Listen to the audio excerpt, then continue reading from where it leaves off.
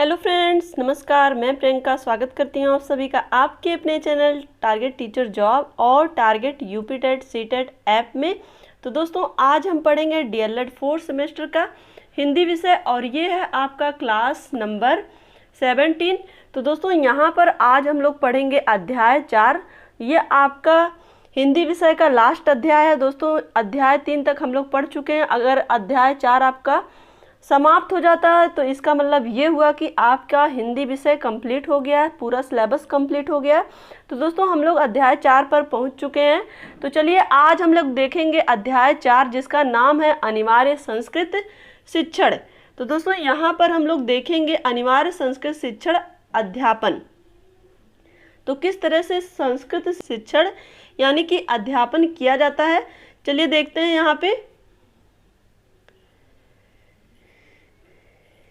यहाँ देखिए, संस्कृत विश्व की एक प्राचीनतम भाषा है। इसका साहित्य ऋग्वेद काल से लेकर आज तक अबाध गति से प्रवाहित है। तो दोस्तों, जैसा कि आपको पता है कि जो संस्कृत है वो विश्व की प्राचीन भाषा मानी जाती है। और दोस्तों, यहाँ पे हम बात करें तो साहित्य में ऋग्वेद काल से लेकर के आज तक ये अबाध गति यानी कि बिना रुके हुए गति से प्रवाहित हो रही है। और ज्ञान विज्ञान के जितने ग्रंथ इस भाषा में लिखे गए हैं उतने अन्य किसी प्राचीन भाषा में नहीं प्राप्त होते हैं। यहाँ पर हम देखें, अधिकांश भारतीय भाषाओं में सीखने में ये सहायक सिद्ध होती है। तो दोस्तों, यहाँ पर हम बात करें भारतीय भाषाएं जितनी भी है उनको सीखने में भी संस्कृत बहुत ही ज़्यादा सहायक है।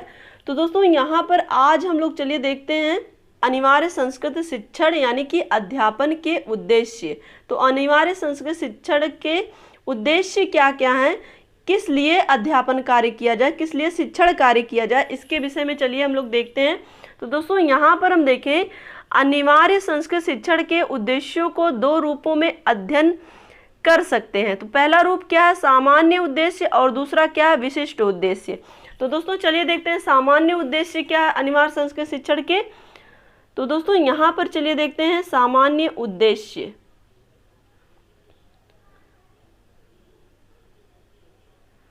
यहाँ देखिए, अनिवार्य संस्कृत के पठन पाठन के निम्नलिखित सामान्य उद्देश्य हैं, यानी कि पढ़ना और पढ़ाना, इसके सामान्य उद्देश्य हम लोग देखेंगे। यहाँ पे देखिए, पहला है संस्कृत भाषा का सामान्य ज्ञान, जिससे संस्कृत के सरलांशों की सुनकर या पढ़कर छात्र समझ सके तथा मौखिक तथा एवं लिखित अभिव्यक्त कर सके। तो दोस्तों, यहाँ पर देखिए, अनिवार्य संस्कृत के पठन पाठन के जो सामान्य उद्देश्य यही है कि जो छात्र हैं वो जो भी संस्कृत से संबंधित अनुच्छेद हैं उसको सुनकर या पढ़कर छात्र उसको क्या कर सके, समझ सके तथा मौखिक एवं लिखित अभिव्यक्ति भी कर सकें, यानी कि बोलकर भी अभिव्यक्त कर सकें और लिखकर भी भाव को अपने प्रकट कर सकें। तो ये होता है सामान्य उद्देश्य। इसमें देखिए, दूसरा पॉइंट है संस्कृत साहित्य के प्रति छात्रों में रुचि उत्पन्न करना। तो दोस्तों, सामान्य उद्देश्य में दूसरा उद्देश्य क्या है कि जो संस्कृत साहित्य है उसमें किस तरह से छात्रों की रुचि उत्पन्न की जाए, ये उसका दूसरा उद्देश्य है। तो पहले में हम लोगों ने देखा कि जो भी संस्कृत से संबंधित अनुच्छेद हैं, गद्यांश या पद्यांश जो भी हैं, उनको सुनकर या पढ़कर छात्र उसको समझें और साथ ही अपनी मौखिक और लिखित अभिव्यक्ति कर सकें, यानी कि अपनी भाषा में अपने मौखिक रूप से भी और लिखकर भी उस चीज़ को वो प्रकट कर सकें। क्लियर। और यहाँ पर देखिए दोस्तों, दूसरा हम लोगों ने क्या पढ़ा कि इसका दूसरा उद्देश्य ये है कि छात्र संस्कृत में रुचि लें। क्लियर। इसका दूसरा उद्देश्य, शिक्षण उद्देश्य क्या है कि जो छात्र हैं वो संस्कृत साहित्य के प्रति रुचि लें। क्लियर। और यहाँ पर देखिए, तीसरा उद्देश्य है छात्रों में राष्ट्रीय, सांस्कृतिक, सामाजिक एवं नैतिक मूल्यों को विकसित करना।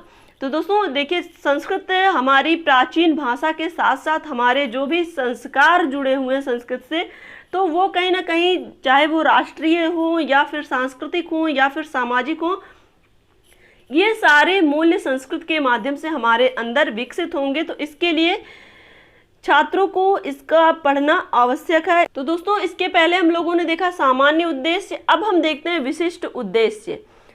विशिष्ट उद्देश्य में पहला देखिए, श्रवण संबंधी उद्देश्य में देखिए कक्षा में शिक्षक तथा सहपाठियों द्वारा पढ़े गए पाठ अथवा विचारों को ध्यानपूर्वक सुनना तथा सार ग्रहण करते हुए अपेक्षित क्रिया करना। तो दोस्तों यहाँ पर देखिए विशिष्ट उद्देश्य में पहला उद्देश्य श्रवण संबंधी उद्देश्य, यानी कि जो भी चीज़ें कक्षा में पढ़ाई जा रही हैं, चाहे वो सहपाठियों के द्वारा पढ़ाई जा रही हैं या फिर जो भी शिक्षक हैं उनके द्वारा पढ़ाई जा रही हैं, तो उनके लिए जो भी चीज़ें पढ़ाई जा रही हैं उसको जो भी छात्र हैं उन्हें ध्यानपूर्वक सुने और साथ ही उसका जो भी सार है, यानी जो भी उसका निचोड़ है कह सकते हैं, वो उसको उसके अर्थ को ग्रहण करें। क्लियर। तो यहाँ पर श्रवण संबंधी उद्देश्य यही है कि सुनकर उसके अर्थ को ग्रहण करें। क्लियर। और दोस्तों अब हम चलिए देखते हैं दूसरा वाचन संबंधी उद्देश्य। वाचन संबंधी उद्देश्य दूसरा है, देखिए पठित सामग्री पर पूछे गए प्रश्नों का उत्तर देना, अपने विचारों को प्रकट करते समय उचित शब्दों पर बलाघात करते समय बोलना। तो दोस्तों यहाँ पर देखिए वाचन संबंधी उद्देश्य क्या है कि जो भी संस्कृत से संबंधित चीज़ें पढ़ाई गई हैं उसके बारे में प्रश्न पूछने पर जो भी छात्र हैं उसका उत्तर दें, यानी कि अपने विचारों को प्रकट करें उसके बारे में, और साथ ही जो उचित शब्द हैं उनके ऊपर किस तरह से उन्हें बोलना है, यानी कि कहाँ पर उन्हें पूर्ण विराम का प्रयोग करना, कहाँ पर उन्हें स्लो बोलना, कहाँ पर तेज बोलना है, यानी कि गति, विराम, लय, इन सब चीज़ों का छात्र ध्यान दें। क्लियर। वाचन संबंधी उद्देश्य यही सारी चीज़ें होती हैं। अब दोस्तों हम चलिए देखते हैं तीसरा। यहाँ पर देखिए तीसरा पठन संबंधी उद्देश्य, संस्कृत के गद्य तथा पद्य खंडों तथा नाट्यांशों का स्पष्ट तथा शुद्ध पाठ करते हुए सारांश समझना, संस्कृत वाक्यों का प्रवाह के साथ पठन करना। तो दोस्तों यहाँ पर देखिए जो भी संस्कृत के गद्य या पद्य खंड हैं उनका स्पष्ट रूप से शुद्ध उच्चारण करना, यानी कि पढ़ना, और साथ ही जो भी संस्कृत के वाक्य हैं उनको प्रवाह के साथ पढ़ना, यानी कि जहाँ पर उन्हें गति, लय, विराम और यहाँ पे हम कह सकते हैं बलाघात का प्रयोग करना, उन सारी चीज़ों का वो ध्यान देते हुए पठन कार्य करेंगे। यहाँ पे किसकी बात हो रही है? छात्रों की बात हो रही है, क्योंकि जो पठन कार्य कर रहे हैं वो छात्र कर रहे हैं। क्लियर। तो यहाँ पे पठन संबंधी जो संस्कृत शिक्षण के उद्देश्य हैं वो यही हैं कि जो भी गद्य या पद्य खंड तथा नाट्यांश पढ़ाए गए हैं उसको वो स्पष्ट रूप से समझें और साथ ही उसको प्रवाह के साथ पठन करें। क्लियर। आगे चलते हैं दोस्तों। यहाँ पे देखिए नंबर 4 है लेखन एवं रचना संबंधी उद्देश्य। तो दोस्तों संस्कृत के पठित पदों तथा वाक्यों को सुनकर उन्हें शुद्ध वर्तनी में लिखना, किसी परिचित विषय अथवा पठित विषय पर सरल संस्कृत वाक्यों में अपने भाव अभिव्यक्त करना। तो दोस्तों यहाँ पर देखें कि जो भी पढ़ाए गए संस्कृत के पद हैं और जो भी वाक्य हैं उनको सुनकर शुद्ध वर्तनी में लिखना, यानी कि जो भी चीज़ें वो पढ़े हैं उनको वो सुनकर उसको सही उच्चारण करते हुए लिखें, और साथ ही अगर किसी भी परिचित विषय यानी कि कोई भी टॉपिक उन्हें दिया गया उसके विषय में अगर उन्हें लेख लिखने के लिए बोला जा रहा है तो वहाँ पर वो सरल संस्कृत वाक्यों में अपने भाव को प्रकट करें, अपने विचारों को लिखें। क्लियर। तो यहाँ पर लेखन एवं रचना संबंधी उद्देश्य यही है कि जो भी चीज़ें पढ़ाई गई हैं उसको अपने विचारों के माध्यम से प्रकट करें। क्लियर। तो दोस्तों आगे चलते हैं हम लोग। यहाँ पे देखिए अनिवार्य संस्कृत शिक्षण अध्यापन की विधियां, यानी कि जो अनिवार्य संस्कृत है उसके शिक्षण या फिर कहें अध्यापन की क्या विधियां होती हैं उसके बारे में हम लोग देखते हैं। दोस्तों देखिए यहाँ पर आप विधियों के बारे में पढ़ने जा रहे हैं जो कि शिक्षण से संबंधित, यानी कि शिक्षण विधियों के बारे में आप पढ़ने जा रहे हैं। तो ज़्यादातर शिक्षण विधियां सब एक जैसी ही होती हैं, तो आपको यहाँ पर अगर आपने संस्कृत से संबंधित शिक्षण विधि पढ़ ली तो लगभग वही सारी शिक्षण विधियां हर सब्जेक्ट में होती हैं। तो आप यहाँ पे बस समझिएगा, आपको बिल्कुल भी परेशान होने की ज़रूरत नहीं है। तो चलिए देखते हैं यहाँ पे शिक्षक शिक्षार्थी को जिस ढंग से ज्ञान प्रदान करता है उसे शिक्षण विधि या अध्यापन विधि कहते हैं। यानी कि जो एक शिक्षक अपने जिस विधि के माध्यम से, जिस मेथड से टीचिंग करता है, यानी कि शिक्षण कार्य करता है, वो क्या कहलाता है? वो अध्यापन विधि कहलाता है। क्लियर? वो शिक्षण विधि कहलाता है। दोस्तों यहाँ पर हम देखें, शिक्षण विधि पद का प्रयोग बड़े व्यापक अर्थ में होता है। यानी कि शिक्षण विधि जो है, इसका जो अर्थ है वो बहुत ही ज़्यादा व्यापक है। यानी कि एक ऐसा पढ़ाने का तरीका जो कि बहुत ही ज़्यादा यूनिक हो, और साथ ही वहाँ पर जो भी चीज़ें आप जिस मेथड से पढ़ा रहे हैं वो मेथड छात्रों को सही ढंग से समझ में भी आए। क्लियर? यहाँ पर हम देखें, एक ओर तो इसके अंतर्गत अनेक प्रणालियां एवं योजनाएं सम्मिलित की जाती हैं, तो दूसरी ओर शिक्षण की बहुत सी प्रक्रिया भी सम्मिलित ली जाती है। तो दोस्तों यहाँ पर देखिए, जो शिक्षण विधि होती है उसके अंतर्गत अनेक तरह की प्रणालियां और साथ ही अनेक तरह की योजनाएं सम्मिलित की जाती हैं। और इसके अलावा अगर हम बात करें तो बहुत सारी इसमें प्रक्रिया भी होती है, यानी कि प्रोसेस भी होते हैं। उसके अंतर्गत शिक्षण कार्य होता है, तो वो क्या होती है? शिक्षण विधि होती है। हर एक तरह की शिक्षण विधि के कुछ ना कुछ प्रोसेस होते हैं। तो दोस्तों कभी कभी लोग युक्तियों को भी विधि मान लेते हैं, जो भी शिक्षण युक्तियां प्रयोग की जाती हैं लोग उसको विधि मान लेते हैं, परंतु ऐसा करना भूल है। एक ही युक्ति अनेक विधियों में प्रयुक्त हो सकती है। तो दोस्तों कभी कभी शिक्षण विधियों में युक्तियों का प्रयोग किया जाता है, लेकिन जो वो युक्तियां होती हैं वो एक ही युक्ति कई शिक्षण विधियों में प्रयोग की जा सकती है। तो यहाँ पर ये समझना है कि जो युक्ति होती है वो शिक्षण विधि नहीं होती है। क्लियर? यहाँ पे देखिए, संस्कृत शिक्षण की विभिन्न विधियां निम्नलिखित हैं। तो दोस्तों यहाँ पर चलिए हम देखते हैं संस्कृत शिक्षण की विधियों के विषय में। तो दोस्तों इस वीडियो में हम लोग केवल 2 विधि देखेंगे, निगमनात्मक और आगमनात्मक विधि और संश्लेषण और विश्लेषण विधि। तो निगमन विधि या आगमन विधि, संश्लेषण विधि या विश्लेषण विधि। तो चलिए देखते हैं सबसे पहले निगमन एवं आगमन विधि के विषय में। तो यहाँ पे देखिए, निगमनात्मक एवं आगमनात्मक विधि, ये आपका संस्कृत शिक्षण की पहली विधि हम लोग पढ़ रहे हैं। यहाँ पे देखिए, संस्कृत पाठ्य विषय को प्रस्तुत करने के 2 ढंग हो सकते हैं। एक में छात्रों को कोई सामान्य सिद्धांत बताकर उसकी जांच या पुष्टि के लिए अनेक उदाहरण दिए जाते हैं, और दूसरे में अनेक उदाहरण देकर कोई सामान्य नियम निकलवाया जाता है। तो दोस्तों यहाँ पर ध्यान से समझने की कोशिश करिएगा। संस्कृत पाठ्य विषय को प्रस्तुत करने के 2 ढंग होते हैं, यानी कि 2 तरीके होते हैं।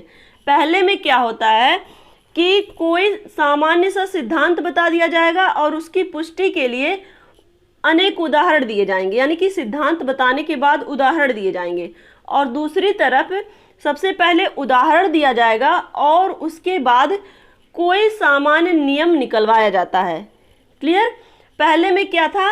पहले में था कि सिद्धांत बताकर उसके लिए उदाहरण दिया जाएगा, और दूसरे में क्या था कि पहले उदाहरण दिया जाएगा फिर सिद्धांत निकलवाया जाएगा। तो दोस्तों जो पहली विधि होती है जिसमें कोई सामान्य सिद्धांत बताया जाता है, वो होता है सामान्य सिद्धांत बता करके अनेक उदाहरण दिए जाते हैं, यानी कि सामान्य सिद्धांत बताकर उसको अनेक उदाहरण दिए जाते हैं, तो वो होता है निगमन विधि। और दूसरे में अनेक उदाहरण दे करके फिर सामान्य नियम निकलवाए जाते हैं। क्लियर? तो वो क्या होता है? आगमनात्मक विधि।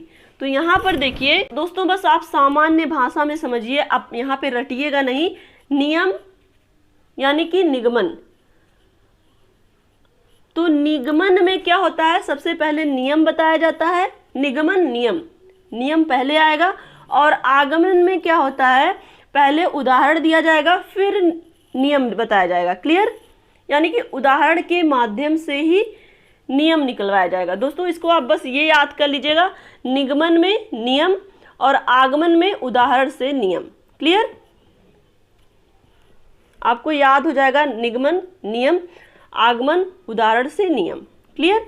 आपको यहाँ रटना नहीं है, निगमन और आगमन विधि आपको क्लियर हो जाएगी। और दोस्तों चाहे कोई भी सब्जेक्ट हो, यही मेथड हर विधि में यूज किया जाता है। क्लियर? किसी भी विषय से संबंधित अगर आपका आ जाए आगमन विधि या निगमन विधि के बारे में, तो आपको यही सारी चीजें बतानी होती हैं। क्लियर? चलिए आगे देखते हैं। यहाँ पे देखिए संश्लेषणात्मक एवं विश्लेषणात्मक विधि।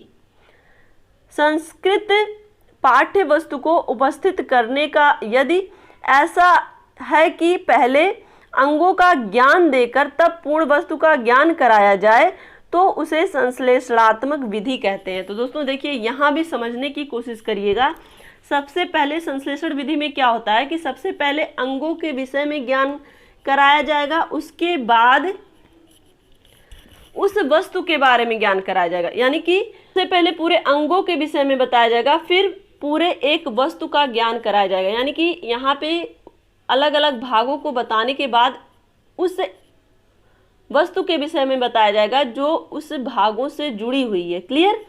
तो यहाँ पर देखिए, और ये हो गया क्या, कौन सी विधि? संश्लेषण विधि। परंतु यदि पहले वाक्य सिखाकर तब शब्द और अंत में वर्ण सिखाए जाते हैं तो यह विश्लेषणात्मक विधि कहलाएगी, क्योंकि इनमें पूर्ण से अंगों की ओर चलते हैं। तो दोस्तों यहाँ पर देखिए क्या हुआ कि सबसे पहले वाक्य को सिखाया जा रहा, फिर उसके बाद शब्द और अंत में वर्ण सिखाया जा रहा है। यानी कि यहाँ पे विश्लेषण विधि का प्रयोग किया जा रहा है। तो ये क्या होगा, इसमें पूर्ण से अंगों की ओर चलते हैं। इसके पहले जब हम लोग संश्लेषण विधि पढ़ रहे थे तो उसमें अंगों से पूर्ण की ओर चल रहे थे, लेकिन यहाँ पर देखेंगे विश्लेषण विधि में इसमें पूर्ण से अंगों की ओर चल रहे हैं। क्लियर? यही अंतर है। और अगर आप अंतर समझ लेंगे तो आपको दोनों का डिफिनीशन भी समझ आ जाएगा। क्लियर? तो दोस्तों चलिए आज के लिए बस इतना ही। वीडियो को लाइक करिएगा और अपने दोस्तों के साथ, अपने फ्रेंड सर्कल यानी कि आपके जो भी कॉलेज ग्रुप हैं उनमें भी शेयर करिएगा। और दोस्तों अगर आप चैनल पर नए हैं तो प्लीज़ चैनल को सब्सक्राइब जरूर कर लीजिएगा। और दोस्तों आपके लिए target UP TET C TET app भी है, उसमें आपके सारे विषय के सिलेबस से लेकर के आपके सारे विषय कंप्लीट है। तो दोस्तों वहाँ पर आपके लिए जितनी भी चीज़ें यहाँ पढ़ाई जा रही हैं उन सब विषयों के जितनी भी चीज़ें कंप्लीट हो रही हैं उसके अध्याय के बाद आपके टेस्ट हैं। तो दोस्तों आप target UP TET C TET app play store से डाउनलोड कर लीजिएगा और जो भी चैप्टर आपके कंप्लीट हो गए हैं आप जा करके वहाँ पर टेस्ट जरूर दीजिए, जिससे आपको ये पता चलेगा कि आपकी तैयारी कितनी मजबूत हुई है। क्लियर? तो दोस्तों अपनी तैयारी जारी रखिए, अपना ध्यान रखिए, अपनों का ध्यान रखिए और अपने आसपास सफाई रखिए। और हमसे जुड़ने के लिए बहुत बहुत धन्यवाद। जय हिंद।